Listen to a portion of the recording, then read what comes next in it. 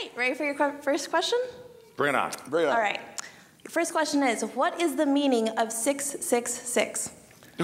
That's 666. That's Right out of the gate. This goes right for the. So, like Greg has really been emphasizing through this series, so many particular questions you might ask about the book of Revelation are going. The answer is going to depend on your basic and general approach to the book.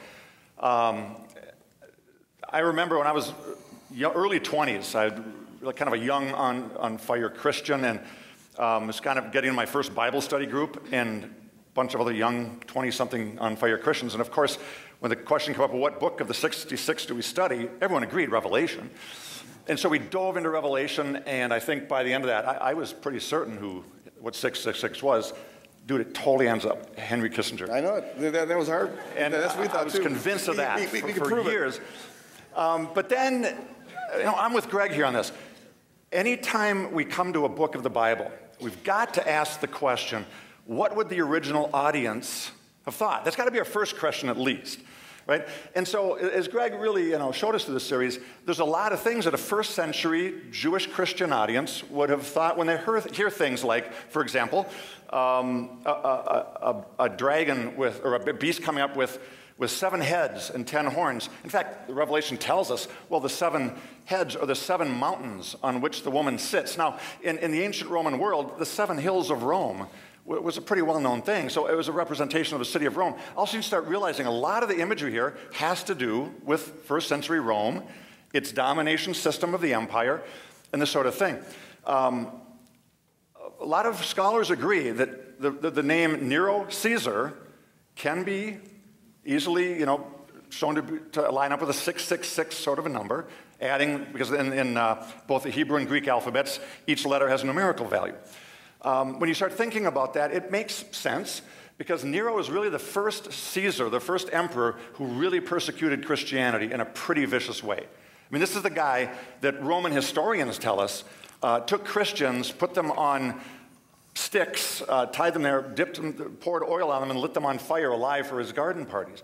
This guy was a bloodthirsty guy, right? And so probably when this book is being written, 90s, 100s of the first century, another emperor is coming up, Domitian, who's acting very similarly to Nero in that he's calling himself Lord and God. He's starting a persecution of Christians.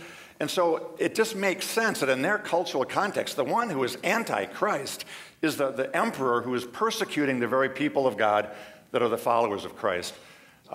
It seems to me likely. It's interesting that Domitian, the numerical value of Domitian Caesar is 616, and we find in early manuscripts that some of the early manuscripts of Revelation don't have 666, they have 616. And I think 666 is probably the more original, but that varies. And it shows that they're thinking about an emperor there. But it also, as with many of the symbols in Revelation, it has a particular application, but also it talks about a principle that applies at all times and all places. 6 in apocalyptic literature was sometimes used for the number of humanity. We were created on the 6th day. We're just below 7, which was the sign of perfection and applied to God. And so 666 can mean just the spirit of like humanism, or of doing things in the fallen human way without consideration for what God does. And that is the way of Babylon. The city of Babylon, representing Rome, but also all the empires of the world, they run on the basis of this human thinking and human ingenuity. The mark of the beast is on the forehead and on the wrists or the hands, and there's some talk about what exactly that means, but I think at least one application of it is that the empire, the fallen empire, tries to control our thoughts and tries to control our work. And so the economy is run through it, and we're all indoctrinated with it. And so we get that mark. A mark is a sign that they own you. You're owned by so when our thinking is conformed to the pattern of this world, we're owned by it and sold over to it. It wasn't a literal thing, but it was a figurative way of saying our thoughts and our work are puppet empire.